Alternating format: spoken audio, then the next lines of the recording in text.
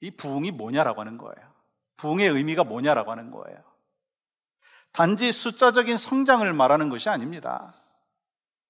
성경이 말씀하고 있는 부흥은 다시 일어난다, 다시 살아난다라고 하는 의미의 리바이벌, 그게 부흥인 거예요. 다시 말하면 침체된 신앙을 다시 회복시킨다라고 하는 뜻이 부흥, 리바이벌이라고 하는 것이죠. 특별히요, 이미 믿고 구원받은 하나님의 사람들이 은혜를 잊고 영적인 침체에 빠져 있다가 다시 새로워지는 것이 바로 부흥이라고 말할 수 있습니다. 그러니까 저나 여러분에게, 우리 모두에게 필요한 게 뭐예요? 부흥, 리바이벌이라는 거예요. 오늘 본문의 그 백그라운드를 잠깐 살펴보면요, 남유다가 BC 586년에 바벨론에 의해서 멸망을 당하죠. 포로로 잡혀갔어요. 그 이유가 뭐죠? 하나님께서 선지자를 통해서 말씀을 주셨는데 듣기를 거부한 거예요. 하나님의 말씀에 불순종했습니다. 그리고 70년 동안 이 포로 생활 후에 하나님의 은혜로 해방이 되고, 또한 슬룹바벨을 중심으로 이 1차 귀환이 이루어지고, 또한 에스라를 중심으로 해서 2차 귀환이 이루어지고, 그런데 이 예루살렘 성전과 성벽만 파괴된 것이 아니라 이스라엘 백성들의 신앙의 삶도 허물어졌다고 하는 거예요. 그렇기 때문에 수많은 어려움과 방해와 음모가 있었지만 제3차로 귀환한 느헤미야 중심으로 52일 만에 예루살렘 성벽이 완성이 되었어요.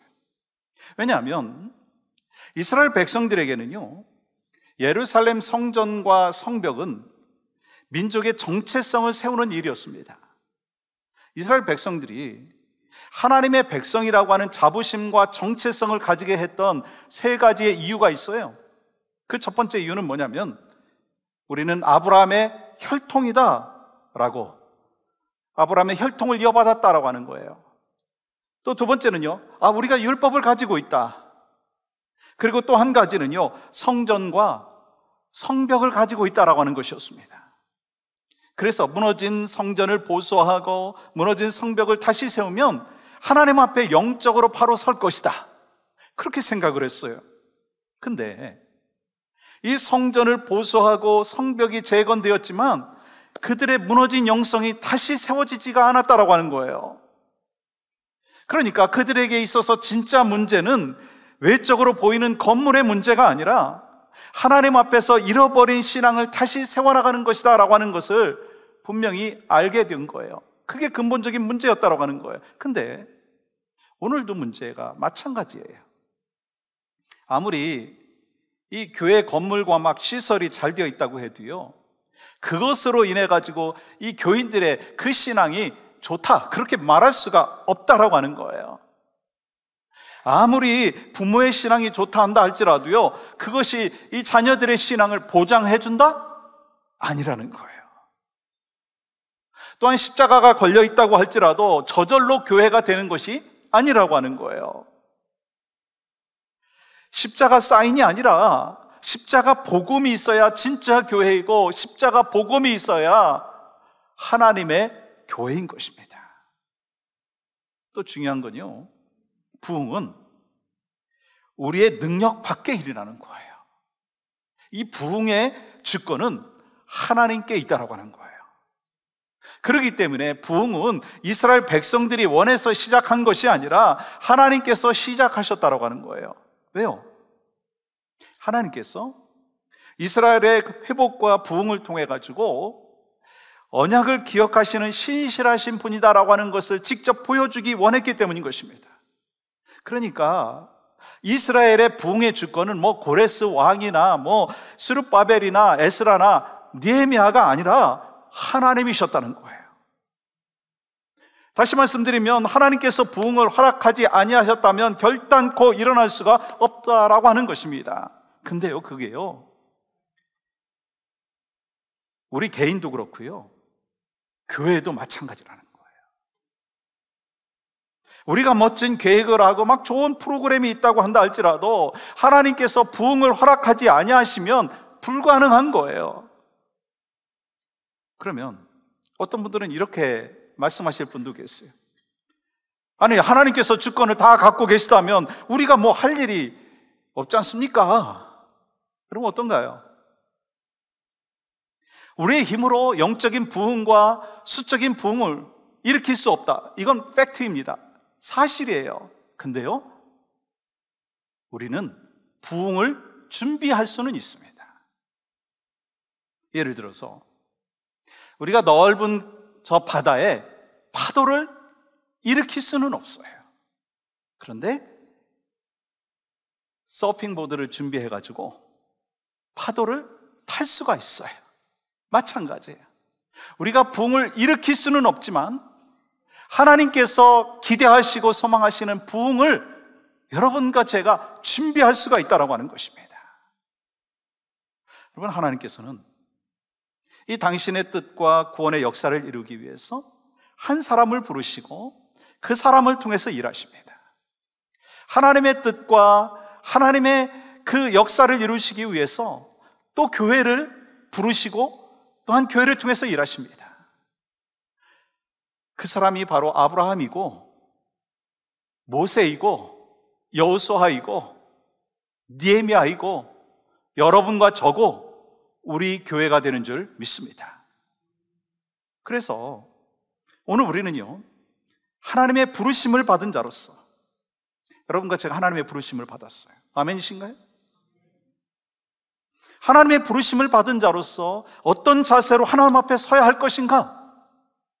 그리고 우리가 진정한 부흥을 원한다면 어떤 자세로 준비해야 될 것인가? 라고 하는 것을 나누려고 하는데요, 그 첫 번째는 말씀으로 돌아가라. 한번 따라해 보시겠어요? 말씀으로 돌아가라. 우리가 신앙생활할 때 기준이 참 중요합니다. 기준. 그래서 우리는요, 삶의 기준을 찾기 위해서 말씀을 듣고 말씀을 읽고 말씀을 묵상하죠. 근데 이 말씀이 기준이 되지 못한다면 어떤 삶을 살게 되느냐? 기분대로 살고요, 말씀에 끌리는 대로가 아니라 마음에 끌리는 대로 살게 된다는 거예요. 그래서 좌우로 흔들리고 업앤다운하고 갈피를 잡지 못하는 거예요.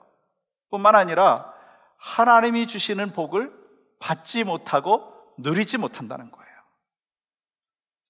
우리는 매주 예배를 드리면서 말씀을 듣습니다. 이 말씀을 듣는 것은요, 삶의 기준을 재확인하는 시간이에요. 삶의 기준을 재확인한다라고 하는 거예요. 한 주간 동안 살아오면서 삶의 기준이 흐트러졌다면 말씀을 듣고 기준을 다시 찾아가는 거예요. 여러분, 이 말씀을 읽고 말씀을 묵상하고 말씀 훈련을 받는 것도요, 마찬가지예요. 기준을 찾아가는 것입니다. 다시 말해서 신앙생활이 뭔가? 신앙생활은 그냥 주일날 교회에 오는 것이 신앙생활이 아니에요. 그건 일부예요. 신앙생활이 뭐냐? 하나님의 말씀으로 돌아감으로 인하여서 삶의 기준을 재확인하는 시간들이 바로 신앙생활이라고 하는 거예요. 그래서 오늘 본문은 우리가 말씀의 부흥을 경험하기 위해서는 말씀으로 돌아가야 된다라고 말씀하시죠. 여러분 1절 보세요. 이스라엘 자손이 자기들의 성읍에 거주하였더니 7째 달에 이르러 모든 백성이 일제히 수문 앞 광장에 모여 학사 에스라에게 여호와께서 이스라엘에게 명령하신 모세 율법책을 가져오기를 청하매, 느헤미야와 이스라엘 백성들은 이 성벽 건축을 다 마치고 난 뒤에 모든 것이 끝났다라고 생각하면서 각자 고향으로 돌아가지 않았어요. 모든 사람들이 함께 모일 수 있는 수문 앞 광장에 다 모였습니다. 왜요? 무너진 그 성벽보다 중요한 그들의 무너진 신앙을 세워야 했기 때문이다라고 하는 거예요. 그리고요, 그들의 무너진 신앙을 회복할 수 있는 길이 오직 하나님의 말씀밖에 없다라고 하는 것을 깨달았기 때문이다라고 하는 거예요. 그렇기 때문에 누가 시킨 것도 아닌데 모든 백성들이 일제히 성전에 모여들기 시작했어요. 여러분, 여기서 일제히라고 하는 그 원어의 의미는 마치 한 사람처럼 모여들었다라고 하는 거예요. 그리고 이 말씀으로 돌아가기 위해서 에스라에게 말씀을 요청했다라고 하는 거예요. 여러분, 하나님의 백성들이 무너진 이유가 뭘까요? 왜 하나님을 모르는 이방인들에게 막 잡혀가고 포로로 살게 되고 노예로 살게 되었느냐라고 하는 거예요. 그건요, 하나님의 말씀에 불순종했기 때문인 거예요. 하나님의 말씀에서 떠났기 때문인 거예요. 인류 최초의 죄가 무엇입니까? 아담과 하와의 죄가 뭐예요? 선악과를 따먹기 전에 하나님의 말씀을 근본적으로 왜곡하고 하나님의 말씀을 변질시켰기 때문이다라는 거예요. 여러분, 하나님의 말씀을 어겼을 때 그들을 기다린 것은요, 죽음으로 이끄는 범죄였습니다. 그 사실을 이스라엘 백성들은 알고 말씀으로 돌아가려 했다라고 하는 거예요. 그러면 이 말씀으로 돌아갔다는 것은 어떤 의미가 있죠? 말씀을 통해서 깨달음이 있었다라고 하는 거예요. 여러분, 8절 말씀 보세요. 하나님의 율법책을 낭독하고 그 뜻을 해석하여 백성에게 그 낭독하는 것을 다 깨닫게 하니, 말씀을 통해서 말씀이 깨달아졌다는 거예요. 깨달았다면 어떻게 될까요? 여러분, 9절 말씀 보세요. 같이 한번 읽어볼까요? 시작. 백성이 율법의 말씀을 듣고 다 우는지라. 여러분, 말씀을 듣고 울었어요. 지금 왜 울었을까요? 진정한 회개가 있었다라고 하는 거예요. 하나님의 성전이 파괴가 되어지고 성벽이 무너지고 이방인의 포로가 된 것은 자신들이 하나님을 떠나서 우상을 숭배한 죄 때문이라고 하는 것을 깨달았다라고 하는 거예요. 그래서 그 깨달음 속에서 회개의 눈물이 터져나왔다라고 하는 거예요. 우리도 또한 마찬가지예요. 하나님의 말씀으로 돌아가서 하나님의 말씀대로 살아가지 못하고 있는 우리의 죄를 회개해야 한다는 거예요. 그 회개가 있어야지 내 생각이 바뀌고 내 인격이 바뀌고 내 성품이 바뀌고 내 삶이 바뀌는 변화의 부흥의 역사가 있게 된다라고 하는 것입니다. 이게 바로 회개의 능력이고요, 하나님의 말씀의 능력입니다. 그런데 하나님의 말씀 앞에 누가 나왔는지를 보면요, 참 놀랍습니다. 여러분, 본문 1절 말씀 보세요. 모든 백성이, 그리고 2절 말씀 보세요. 곧 남자나 여자나 알아들을 만한 모든 사람 앞에 이르러. 모든 백성들마다, 모든 가정마다, 모든 가족들마다 하나님의 말씀 앞에 서게 되는 위대한 영적인 부흥이 일어나기 시작했다라고 하는 거예요. 여러분, 2023년에 하나님께서 우리 교회에게 주신, 여러분과 저에게 주신 비전이 뭐죠? 예수의 증인되는 거예요. 그러면 우리가 어떻게 예수의 증인으로 살아갈 수 있는가?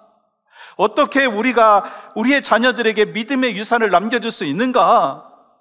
그건요, 우리 안에 하나님의 말씀으로 인해서 영적인 부흥의 역사가 일어나야 된다는 거예요. 내가 영적으로 부흥하지 못하고 영적으로 뜨겁지 않은데 어떻게 우리가 예수의 증인으로 살아갈 수가 있느냐라고 하는 거예요. 내가 복음으로 인하여 뜨겁지 않은데, 말씀을 듣고 말씀으로 돌아가지 않았는데 내가 어떻게 예수의 증인으로 살아갈 수 있고 우리 자녀들에게, 우리 손자들에게 믿음의 유산을 남겨줄 수가 있느냐라고 하는 것입니다. 소망하건대 우리 모두가 하나님의 말씀으로 돌아가고, 그래서 말씀으로 변화되어서 예수의 증인되는 교회로 살아가고, 또 믿음의 유산을 우리의 자녀들에게, 우리 후손들에게, 다음 세대에게 넘겨줄 수 있는 아름다운 역사가 우리 모두에게 있기를 간절히 소망합니다. 여러분, 그리고 오늘 본문에는요, 이 말씀을 들었던 사람들의 자세에 대해서도 말씀하고 있어요. 3절 보세요. 수문 앞 광장에서 새벽부터 정오까지 그 율법책에 귀를 기울였는데, 새벽부터 정오까지 6시간 동안 하나님의 말씀에 귀를 기울이면서 요동하지 않았다는 거예요. 하나님의 말씀이 그들 속에 임하는 위대한 부흥의 역사가 일어난 거예요. 여러분, 오늘 본문에서도요, 이스라엘 백성들은 말씀에 대한 뜨거움과 사모함을 갖고 있었어요. 그러니까 부흥의 역사를 경험할 수가 있었다는 거예요. 저는 소망하는 마음이 있습니다. 여러분과 저와 여러분 모두가 하나님의 말씀으로 돌아감으로 인하여서 우리의 영과 육이 변화되어지고, 그리고 가정과 교회가 변화되어지고, 영적인 부흥의 역사를 하나님 안에서 경험하는 놀라운 역사가 풍성하게 넘치기를 간절히 소망합니다. 또한 우리가 말씀으로 부흥하기 위해서는 말씀 앞에서 반응해야 된다는 거예요. 한번 또 따라해 보시겠어요? 말씀 앞에서 반응하라. 우리 크리스천들에게도요, 위기가 찾아올 때가 있어요. 그때가 언제인가? 하나님의 말씀 앞에서 반응하지 못할 때예요. 하나님께서 계속해서 말씀을 하시는데 마음을 열고 그 말씀을 받아들여야 되는데 마음문이 닫혀 있으면 은혜의 담비에 적셔지지 못한다라고 하는 것입니다. 근데요, 오늘 본문에 나오는 이스라엘 백성들은요, 참으로 놀라운 그 반응을 보이는 것을 보게 되죠. 여러분 5절 말씀 보세요. 에스라가 모든 백성 위에 서서 그들 목전에 책을 펴니 책을 펼 때 모든 백성이 일어서니라. 말씀을 읽을 때 모든 백성이 일어서서 함께 말씀을 받고 받았다는 거예요. 그리고 여러분 6절은 같이 읽겠습니다. 같이 시작. 에스라가 위대하신 하나님 여호와를 송축하며 모든 백성이 손을 들고 아멘 아멘 하고 응답하고 몸을 굽혀 얼굴을 땅에 대고 여호와께 경배하니라. 말씀을 전할 때마다 아멘 아멘 하면서 말씀에 적극적으로 반응했다는 거예요. 여러분, 그렇게 반응을 할 때 큰 부흥의 역사가 일어났다고 하는 거예요. 근데요, 이 말씀을 들을 때 아멘 하는 것보다 더 중요한 것이 있어요. 아멘으로 반응한 말씀을 가지고 세상에 나아가서 아멘의 삶을 살아가는 것입니다. 아멘으로 반응을 했다면 행동으로 반응하는 아멘 소리가 더 커져야 된다고 하는 거예요. 그때 진정한 부흥의 역사가 일어나고 삶의 변화가 있다라고 하는 거예요. 그러므로 우리는요, 말씀을 듣고 깨닫기 위해서 설교를 듣고 거기서 그치면 안 된다라고 하는 거예요. 깨달은 말씀을 삶 속에서 적용함으로 인하여서 삶의 변화가 나타나야 된다라고 하는 거예요. 여러분, 왜 교회와 성도가 많은데 세상은 그대로인가? 왜 그렇다고 생각하세요? 말씀대로 살지 못하기 때문이에요. 목회자가 말씀대로 살지 못하고, 직분자가 말씀대로 살지 못하고, 크리스찬들이 말씀대로 살지 못하기 때문이다라고 하는 거예요. 근데 우리에게는 또 소망이 있어요. 말씀대로 사는 한 사람만 있다면 그 사람은요, 엄청난 힘을 발휘할 수가 있다는 거예요. 아까 말씀드린 대로 한 분이 말씀을 통해서 말씀으로 돌아가서 또 영적인 그 부흥을 경험하니까 주변에 있는 사람들도요, 같이 부흥을 경험한다라고 하는 거예요. 바로 그 부흥을 경험하는 그 한 사람이 바로 여러분이 되고 제가 되고 우리 교회 공동체가 되기를 간절히 소망합니다. 그때 가정이 변하고 세상을 변화시킬 수 있다라고 하는 거예요.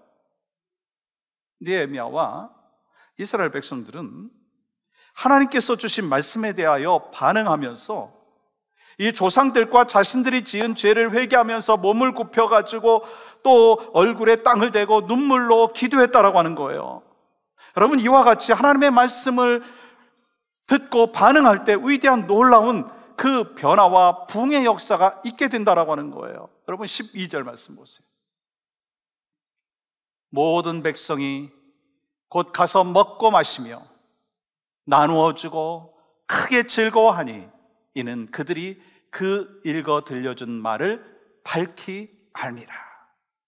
느헤미야와 에스라가 성일에 먹고 마시고 즐거워라고 할 때 백성들은요, 그대로 순종을 해서 먹고 마시면서 나누어주고 크게 즐거워했다는 거예요. 그 이유가 뭔가요? 이유가 뭐예요? 이 선지자들이 하나님의 말씀을 읽어줄 때 하나님의 말씀이 깨달아졌기 때문이다라고 하는 거예요. 하나님의 말씀이 깨달아지면 우리 안에 즐거움과 기쁨과 감사와 감격이 나타난다는 거예요. 그리고 13절부터 보시면 율법책에 나오는 규례대로 7일 동안 초막절을 지키고 마지막 8일째는 성회를 행했어요. 바로 이 모습이 말씀에 반응하며 살려고 하는 백성들의 모습입니다. 그렇기 때문에 우리들도 말씀으로 반응할 때요, 눈물과 기쁨으로 나타내는 그 감정에서 그치는 것이 아니라 최선을 다해서 말씀대로 살아가려고 힘써야 된다는 거예요. 아무리 아멘을 많이 하고 막 눈물을 흘리고 또 그렇게 감격을 해도요, 순종하지 아니하면 그것은 어떤 의미에서 참다운 그 신앙생활이라고 할 수가 없습니다. 그러면 크리스천들에게 가장 큰 위기가 언제인가요? 이 하나님의 말씀을 들어도요, 그 말씀을 습관적으로 듣고 반응하지 않는 거예요. 지금 하나님께서 여러분과 저에게 주시는 그 말씀이 있는데 이 말씀을 들으면서 습관적으로 듣고 변화되지 아니하는 거예요. 근데요, 더 심각한 문제가 있어요. 내가 지식적으로 말씀을 알고 체계적으로 말씀을 이해하는 것, 그게 신앙이라고 착각하고 살아가는 사람들이에요. 예를 들어서 누가 그랬어요? 바리새인들이 그랬어요. 그들은 성경을 통달한 사람들이었어요. 근데 예수님께서 그들을 책망하셨어요. 그렇기 때문에 진정한 크리스찬의 삶은 성경을 체계적으로 알고 가르치는 것이 아니라 말씀을 통해서 하나님을 만나야 된다는 거예요. 그리고 또한 하나님의 말씀이 들려질 때, 내 가슴 속에 말씀이 치고 들어올 때 말씀 앞에서 변화의 삶을 살아야 된다는 거예요. 그 변화가 바로 성품을 변화시키고, 그 변화가 바로 가치관을 변화시키고, 그 변화가 언어를 변화시키고 행동을 변화시키는 거예요. 그것을 우리는 크리스찬의 삶, 신앙 생활이라고 말할 수 있는 거예요. 일주일에 한 번 교회 나와서 예배하는 게 신앙생활이 아니라는 거예요. 신앙생활은 하나님이 들려주시는 그 말씀을 귀담아 들으면서 그 말씀을 통해서 내가 반응하고, 그래서 내 삶이 변하고 생각이 변하고 가치관이 변하고 주님과 동행하며 살아가는 그 삶이 신앙생활이라고 하는 거예요. 히브리서에서 하나님의 말씀의 능력이 얼마나 파워가 있는지를 말씀하잖아요. 히브리서 4장 12절 보십시오. 하나님의 말씀은 살아있고 활력이 있어 좌우에 나선 어떤 검보다도 예리하여 혼과 영과 및 관절과 골수를 찔러 쪼개기까지 하며 또 마음의 생각과 뜻을 판단하느니, 하나님의 말씀으로 인해서 일어나는 진정한 변화가 있다라고 하는 것입니다. 그러면 여러분 자신에게 한번 질문해 보십시오. 내가 말씀 앞에서 정말 눈물로 회개하고 하나님께서 나에게 들려주신 이 말씀이다, 레마의 말씀이다 라고 하면서 그 말씀을 묵상하면서 정말 감격하면서 반응했던 그 마지막이 언제였는가라고 하는 거예요. 얼마 전에 제가 말씀을 묵상하는데 저에게 강력하게 터치되는 말씀이 있었어요. 사실 이게 뭐 특별한 말씀도 아니었거든요. 근데 이 몇 가지 제가 마음속에 좀 이렇게 부담이 되는 일들이 있었어요. 그러면서 기도하고 고민하면서 좀 힘든 시간이 있었어요. 근데 너무나 잘 알고 있었던 말씀이었는데 그 말씀이 한순간에 제 마음속에 확 들어오는 거예요. 시편 23편 4절이에요. 여러분과 저에게 들려주시는 하나님의 음성으로 우리가 한번 같이 받으면서 말씀을 읽어보도록 할까요? 시작. 내가 사망의 음침한 골짜기로 다닐지라도 해를 두려워하지 않을 것은 주께서 나와 함께 하심이라. 죄의 지팡이와 막대기가 나를 안위하시나이다. 내가 아무리 힘들고 어렵다고 해도, 아무리 인생의 골짜기를 지난다 한다 할지라도 주께서 함께 하시면 뭐가 걱정인가? 주의 지팡이와 막대기가 나를 지키시고 보호하시고 안내해 주시는데 뭐가 걱정인가? 늘 알고 묵상하는 말씀이고 저도 여러 번 설교를 했던 말씀인데 그 순간에 가슴 깊이 제 안에 들어와가지고 제 이 흔들리는 마음 염려되는 마음들을 그냥 확 위로해 주시더라고요. 그리고 그 말씀을 보니까 여러분 1절 제가 보니까요, 뭐라고 이렇게 하나님께서 또한 말씀하셨느냐면, 여호와는 나의 목자시니, 여호와는 나의 목자시니. 여호와는 나의 목자신데 뭐가 더 필요해? 그 음성이 들려오는 거예요. 큰 위로와 힘을 얻었던 경험이 있습니다. 그래서 또다시 한번 깨달은 게 있어요. 우리가 말씀을 잘 쪼개서 깨닫는 것이 중요한 게 아니고요, 말씀이 내 마음을 쪼개야 된다는 거예요. 내가 열심히 말씀을 묵상해갖고 말씀을 막 쪼개고 해석하고 분석하고 그래서 전해주는 것 필요하죠. 그러나 그보다 더 중요한 것이 있다면 말씀이 내 마음을 쪼개야 된다는 거예요. 그래서 목사나 또 말씀을 인도하시는 분들이나 성도님들에게 정말 필요한 게 뭐냐면, 말씀을 해석하고 쪼개는 능력이 아니라 말씀이 우리를 쪼개주시고 말씀이 우리를 변화시켜 주시고 날마다 하나님의 말씀으로 돌아가는 거, 그게 바로 하나님 앞에서 여러분과 제가 해야 될 반응이다라고 하는 것입니다. 사랑하는 여러분, 우리가 하나님의 말씀으로 돌아가고 반응하면 어떤 열매가 있는지 아세요? 여러분, 오늘 본문에서는요, 하나님의 말씀 앞에서 눈물을 쏟았던 이스라엘 백성들에게 느헤미야는요 이렇게 말합니다. 느헤미야 8장 10절 말씀 보세요. 이날은 우리 주의 성일이니 근심하지 말라. 여호와로 인하여 기뻐하는 것이 너희의 힘이니라. 하나님으로 인해서 기뻐하고 즐거워하는 것이 우리의 힘이라고 말씀하십니다. 우리 주님은요, 여러분과 저를 향하여 기뻐하고 즐거워하기를 원하십니다. 여러분, 그 사실 믿습니까? 시편 37편 4절 보세요. 또 여호와를 기뻐하라. 여호와로 인하여 기뻐하라. 여호와 안에서 기뻐하라.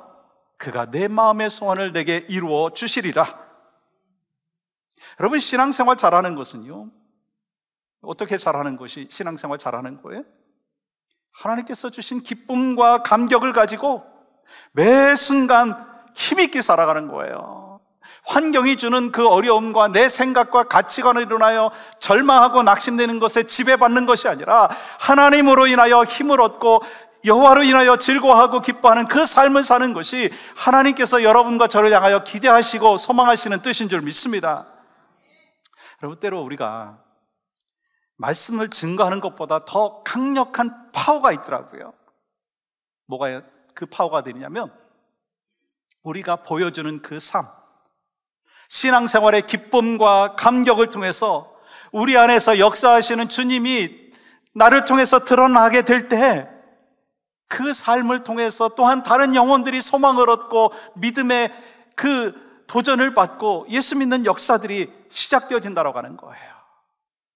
사랑하는 여러분, 오늘 이스라엘 백성들이 하나님의 말씀으로 인해서 진정으로 변화되었던 것처럼, 부흥의 역사를 경험했던 것처럼, 초대교회와 또 한국교회 100여 년 전에 그 말씀으로 인하여 영적인 부흥과 또 영적인 변화가 일어났었던 것처럼, 여러분과 저의 삶 가운데, 가정과 교회 가운데 말씀으로 인하여 부흥의 불길이 다시 한번 타올라질 수 있기를 간절히 소망합니다.